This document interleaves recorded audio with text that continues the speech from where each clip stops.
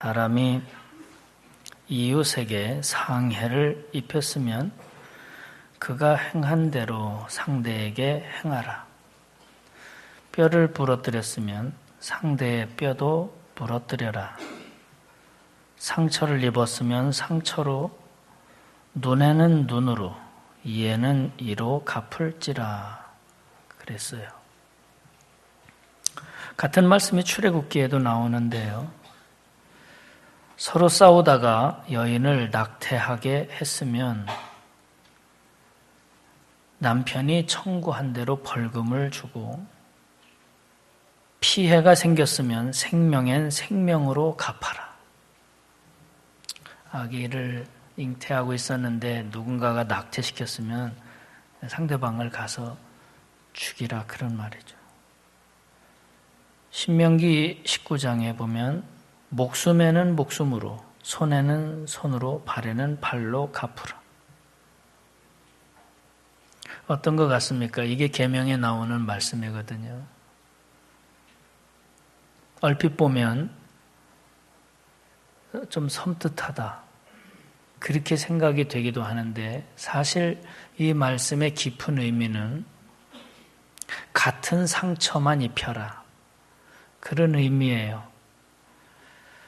내가 누군가에게 어떤 일을 당했을 때 화가 나고 감정이 상하고 분노가 치밀어 올라서 그걸 되갚으려고 가면 분명히 내가 당한 것보다 더 갚는다, 얼마든지 그럴 소지도 있다, 그런 말이죠. 그래서 율법에는 너가 당한 만큼만 해라. 그래서 재판관들도 이 말씀을 기준으로 재판을 했어요. 공정하게. 너가 이렇게 당했으니까 너도 요것만큼 갚아야 된다.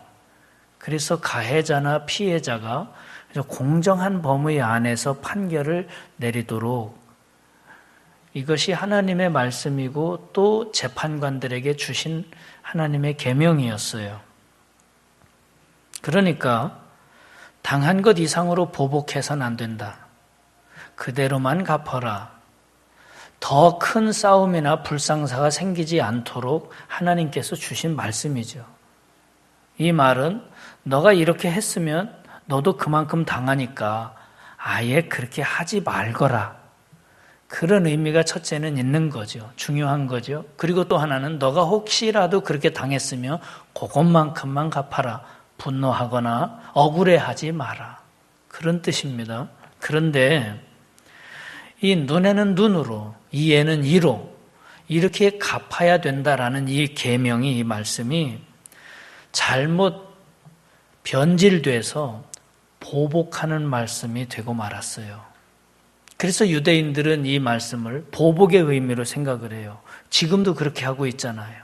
당한 만큼 가서 갚아야 된다. 이게 전쟁의 빌미가 된 거예요. 우리가 당했으니까 우리도 가서 그만큼 가서 부시자, 그런 말이 된 거죠. 그러니까 처음에는 우리 하나님께서 생명을 소중히 여기고 남에게 상해를 입혀서는 안 된다. 혹시라도 상해가 입었으면 그것만큼만 갚아라 라는 의미로 주신 말씀인데, 이것이 변질돼서 당했으면 반드시 가서 갚아라, 원수 갚아야 된다, 그렇게 변질이 됐던 겁니다. 그래서 유대인들은 늘 그런 생각을 가지고 있었어요. 내가 좋아하는 이웃에게는 사랑을 베풀고 내가 싫어하는 원수들은 반드시 보복하고 미워해야 된다, 이런 생각을 가지고 살게 된 겁니다. 그러니까 하나님께서 주신 계명과 말씀이 변질됐던 거죠. 그래서 예수님이 오셔서 새로운 말씀을 주시는 겁니다. 그게 오늘 말씀이에요. 27절 같이 읽어보겠습니다. 그러나 너희 듣는 자에게 내가 이르노니 너희 원수를 사랑하며 너희를 미워하는 자를 선대하며 너희를 저주하는 자를 위하여 축복하며 너희를 모욕하는 자를 위하여 기도하라. 예수님의 말씀입니다. 너희 원수를 사랑해라. 너를 미워하는 자가 있으면 선대해라. 선하게 대해라.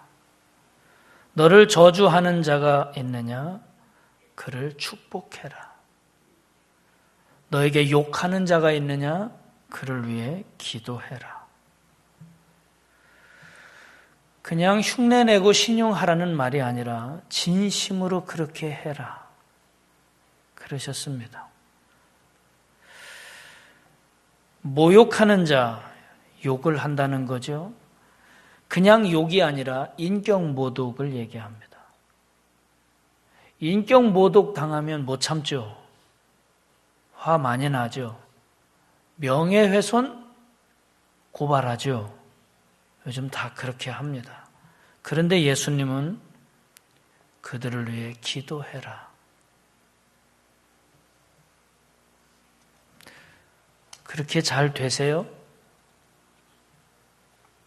저는 안 돼요. 저는 잘 못 참겠더라고요. 잘 안 돼요. 예수님께서 이렇게 하라고 하셨는데, 원수를 사랑해라. 이 말이 뭘까요? 미워하는 자를 선대해라. 욕하는 자가 있으면 기도해줘라. 축복해줘라. 원수를 사랑해라. 이 말에는 의미가 있어요. 첫째는 원수를 사랑해라. 원수를 사랑해라. 그러니까 모든 사람을 사랑해라 라는 말이 되는 거예요. 내가 사랑해야 되는 대상, 내가 좋아해야 되는 대상을 나눠놓지 말라는 거예요. 우리는 내가 좋아할 사람, 사랑할 사람, 그리고 내가 미워할 사람, 미운 사람, 싫어할 사람 이렇게 선을 그어놓고 있는 거죠. 그러지 말라는 거예요. 모든 사람을 사랑해라. 원수나 박해자나 나를 욕하고 나를 힘들게 하는 사람, 그에게 친절하게 대하는 거 어렵죠. 오히려 싸우고 싶고 화가 나고 적개심이 일어나는 것 아닙니까? 그런데 사랑해라. 그러셨습니다. 사랑하래요. 구분하지 말래요. 저 사람은 내가 도저히 안 돼. 용서할 수 없어. 제쳐놨어. 그렇게 하지 말래요. 두 번째, 원수를 사랑하라는 이 말은 이제 사랑을 배워라. 그런 말씀입니다. 예수님의 말씀이에요. 이젠 사랑을 잘 배워라. 하나님 아버지께서 우리를 사랑하셔서 독생자를 보내주신 그 사랑, 아들까지 내어주신 그 사랑, 그걸 배워라. 예수님께서 이 세상에 오셔서 십자가에 달리시면서까지 자기를 다 내어주면서 사랑한 그것, 그 사랑을 이젠 배워라. 그런 말입니다. 우리 교회 다니면서 신앙생활하면서 이 예수님의 사랑을 잘 배우길 바랍니다. 사랑을 배우라는 거예요. 세 번째는 원수를 사랑해라. 그렇게 하면 하나님의 자녀가 된다는 말이에요. 아무나 할 수 없는 일이잖아요. 그리고 왜 이렇게 해야 된다고요? 하나님이 사랑하셨으니까. 그 사랑을 배워서 한다는 거죠. 그래서 그렇게 하면 하나님 자녀가 된다는 말입니다. 내가 사랑해야 되는 사람, 또 나는 도저히 이 사람은 안 돼, 미워서 제쳐놓은 사람, 이 구분을 없애고 이제 내가 사랑하는 삶을 살면 그 순간 내가 하나님 자녀가 된다는 거예요. 그것은 하나님께서 인정해 주시는 것이고 또 하나는 나 스스로 그렇게 인정하게 되는 거예요. 아, 내가 이제 하나님 자녀, 내가 이제 하나님 잘 믿는 사람 같아. 스스로 용서하고 사랑했을 때 왠지 나에게 다가오는 영적인 뿌듯함을 느끼셨을 거예요. 그게 하나님 자녀됨의 인정입니다. 내가 참지 못하고 화내고 속상해하고 분노했을 때 여전히 내 마음속에 스스로 느껴지는 죄책감, 아마 가져보셨을 거예요. 그러니까 주님은 사랑해라. 그래야 너 자신도 하나님 자녀됨을 느낄 수 있단다. 그 말씀이에요. 그 다음 29절 읽어보겠습니다. 너희 이 뺨을 치는 자에게 저 뺨도 돌려대며 네 겉옷을 빼앗는 자에게 속옷도 거절하지 말라. 내게 구하는 자에게 주며 네 것을 가져가는 자에게 다시 달라 하지 말며 남에게 대접을 받고자 하는 대로 너희도 남을 대접하라. 첫 번째 예수님이 주신 말씀은 원수를 사랑해라. 너를 미워하는 자가 있으면 선하게 대해라. 두 번째 예수님의 말씀은 이 뺨을 치는 자에게 저 뺨도 돌려대라. 겉옷을 빼앗는 자가 있으면 속옷도 거절하지 말라. 이 뺨을 치는 자에게 저 뺨도 돌려대라. 마태복음엔 좀 자세하게 나옵니다.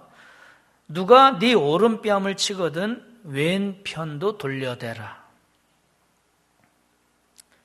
그러니까 오늘 본문에 나오는 너의 이 뺨을 치는 자에게, 이 말은 너의 오른편 뺨을 치는 자에게 저 뺨도 돌려대라. 왼쪽 뺨도 돌려대라. 그런 말이죠. 그냥 흔히 들었던 얘기 같죠? 가만히 생각해 보세요. 대부분의 사람은 오른손잡이죠. 뺨을 때릴 때 오른손으로 때릴 겁니다.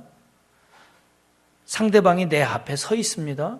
내 앞에 서 있는 상대방의 오른쪽 뺨이 어느 쪽입니까? 이쪽이죠.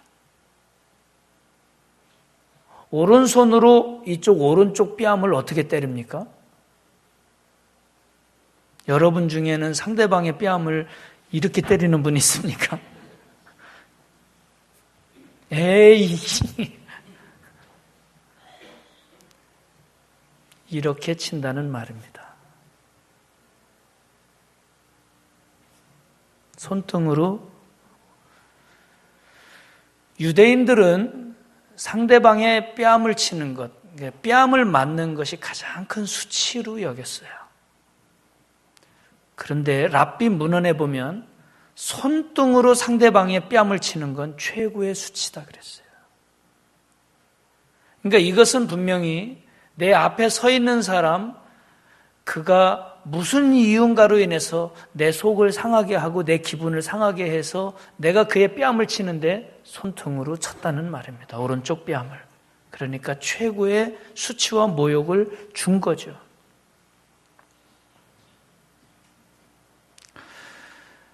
그런데 참으라는 거예요. 오히려 그에게 왼쪽 뺨도 돌려대라는 거예요. 자, 우리가 싸웁니다. 상대방이 나를 뺨을 치는데 손등으로 내 오른편 뺨을 치면서 나를 모욕을 했습니다. 완전 무시를 한 거죠. 속이 상하고 기분이 상했습니다. 그런데 성경 말씀이 생각이 났습니다. 왼쪽 편 뺨도 돌려대라. 그래서 내가 그렇게 하자. 그래서 돌려대면서 이렇게 합니다. 쳐봐. 여기도 쳐봐.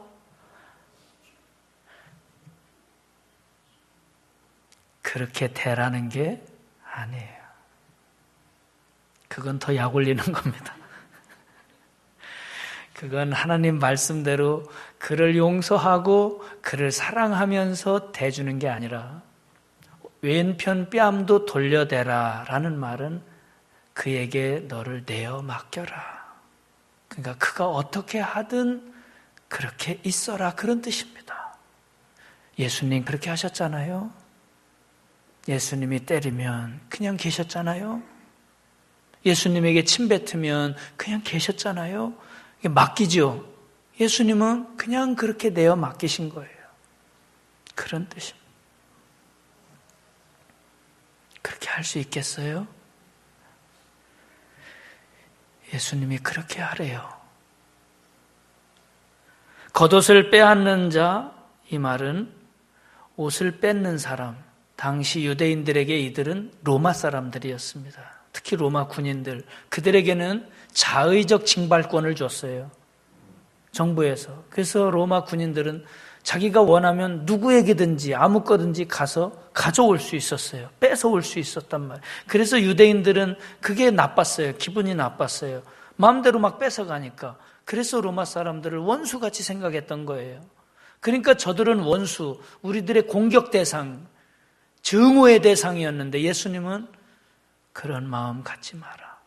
그들이 뺏어간다? 그러면 속옷도 주어라. 따지지 말라는 겁니다. 예수님은 따지지 마라. 내가 이렇게 했으니까 요거만큼 받아야지. 저 사람이 나한테 이렇게 했으니까 나도 그대로 갚아야지. 계산하지 말라는 거예요.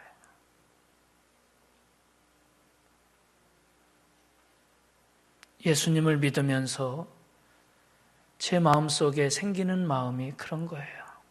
따지지 말자. 계산하지 말자. 준 거 잊어버리자. 기억하지 말자. 우리는 자꾸 그런 것들을 생각하죠. 내가 주었으니까, 내가 해줬으니까, 내가 이것만큼 했으니까 받아야지. 저는 우리 그리스도인들이 품앗이라는 거, 저는 그거 잘 안 어울린다고 생각해요. 우리 시골에 품앗이 있잖아요. 가서 일해주고 그만큼 받고. 내가 상갓집에 또 결혼식집에 부조했으니까 오나 안 오나 장부 찾아보고 이런 게 품앗이인데요. 여러분, 우리는 그냥 주면 되고 준 걸 잊어버리면 돼요. 예수님이 그렇게 하라는 거예요. 원수 사랑해라. 때리면 맞아라. 누가 뭐라고 하면 맡겨라. 너가 주었으면 잊어버려라. 그런데 왜 그렇게 해요? 아니, 예수님 왜 이렇게 가르쳐 주세요? 이게 얼마나 어려운데. 안 돼요, 그거. 그리고 꼭 그렇게 해야 돼요? 교회 다니면 꼭 그렇게 해야 돼요? 하나님 믿는 게 그렇게 해야 되는 거예요? 우리들 마음속에 생기는 갈등입니다. 성경에서 예수님께서 우리에게 가르쳐 주셨으니까, 배웠으니까 하긴 해야 되는데 실제 삶 속에서는 이게 안 되고, 왜 이렇게 하라고 했을까? 이 말씀을 전하는 저 자신도 이게 잘 안 되고, 내가 속상하면 가서 내가 한번 때리고 싶고 뒤집어 엎고 싶고 그런 게 마음인데 왜 이렇게 하라고 하실까? 왜 이렇게 해야만 될까? 성경은 오늘 우리에게 그 이유를 분명하게 가르쳐 주십니다. 그렇게 해야만 된다고. 37절 읽겠습니다. 비판하지 말라. 그리하면 너희가 비판을 받지 않을 것이요. 정죄하지 말라. 그리하면 너희가 정죄를 받지 않을 것이요. 용서하라. 그리하면 너희가 용서를 받을 것이요. 주라. 그리하면 너희에게 줄 것이니 곧 후이되어 누르고 흔들어 넘치도록 하여 너희에게 안겨주리라. 너희가 헤아리는 그 헤아림으로 너희도 헤아림을 도로 받을 것이니라. 첫째는 우리가 이렇게 해야 되는 이유는 첫째는 보응의 원리입니다. 보응. 하나님이 그대로 해주십니다. 보응입니다. 내가 용서하면 하나님이 용서해 주십니다. 내가 참으면 하나님 참아주십니다. 내가 주면 하나님은 나에게 누르고 흔들어 넘치도록 갚아주십니다. 보응의 원리입니다. 하나님이 그렇게 해주신다. 이렇게 살자. 그렇게 예수님이 가르쳐 주십니다. 예수님은 그것을 믿었기 때문에 그렇게 하셨습니다. 죽이면 죽었습니다. 그런데 보응이 있었습니다. 하나님이 살려주셨습니다. 사람은 생명을 뺏어갔지만 하나님은 생명을 주셨습니다. 아무 소리 하지 아니하고 큰 소리 내지 아니하고 억울하다고 소리 지르지 아니하고 그냥 하나님이 하라는 대로 했더니 하나님이 보응해 주셨습니다. 그렇게 하자고 하십니다.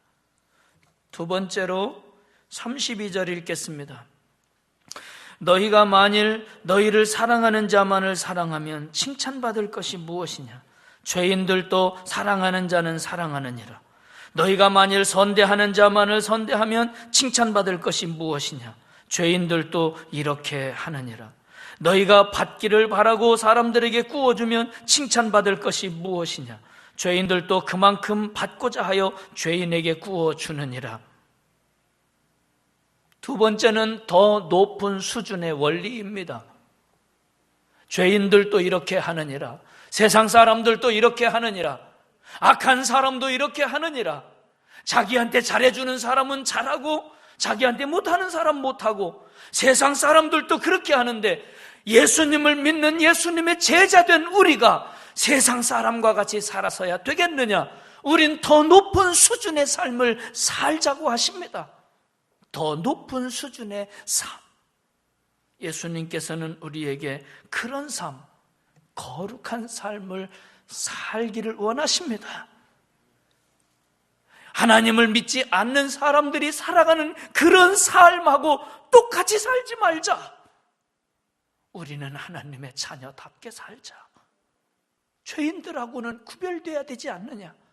하나님의 자녀로 우리 그렇게 살자. 더 높은 수준의 삶의 원리입니다. 세 번째, 35절 읽겠습니다. 오직 너희는 원수를 사랑하고 선대하며 아무것도 바라지 말고 구워주라. 그리하면 너희 상이 클 것이요 또 지극히 높으신 이의 아들이 되리니, 그는 하나님은 은혜를 모르는 자와 악한 자에게도 인자하시니라. 하나님은 은혜를 모르는 자에게도 인자하시고 하나님을 아는 사람에게도 인자하시고 악한 자에게도 인자하신 분이 우리 하나님이시다. 너가 그렇게 한다면, 너가 그렇게 하나님 말씀 듣고 한다면, 원수를 사랑하고 미워하는 자를 선대하며 산다면, 그러면 너는 하나님의 아들이라 인정을 받을 것이다. 세 번째는 하나님의 상 원리입니다. 하나님이 상을 주신다는 것입니다. 이 세상에서는 비록 억울했지 모르지만, 힘들었을지 모르지만, 손해났을지 모르지만 하나님이 상을 주신다는 것입니다. 너는 지극히 높으신 자의 아들이라 인정을 받을 것이라.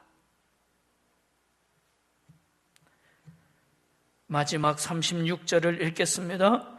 너희 아버지의 자비로우심 같이 너희도 자비로운 자가 되라. 네 번째는 하나님의 형상 원리입니다. 하나님을 닮는 것입니다. 이렇게 살아가는 것이 하나님을 닮는 것입니다. 하나님의 형상을, 하나님의 성품을 회복해 가는 것입니다. 원수를 사랑하고 미워하는 자를 선하게 대해주고, 욕하는 자가 있으면 그를 위해 기도하며 그를 축복한다면 우리는 하나님을 닮아가게 될 것입니다. 그리고 하나님께서 상을 준비하고 기다리고 계십니다. 우리는 하나님의 자녀입니다. 기도하겠습니다. 하나님 아버지, 이 시간 우리에게 하나님의 말씀을 따라 살아갈 수 있는 믿음의 용기와 영적인 마음과 신앙의 고백과 결심을 내려 주옵소서. 우리 안에 그 은혜가 넘치게 하여 주옵소서.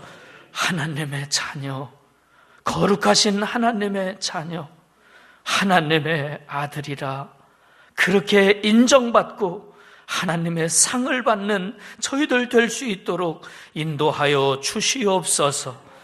예수님의 이름으로 기도하옵나이다. 아멘.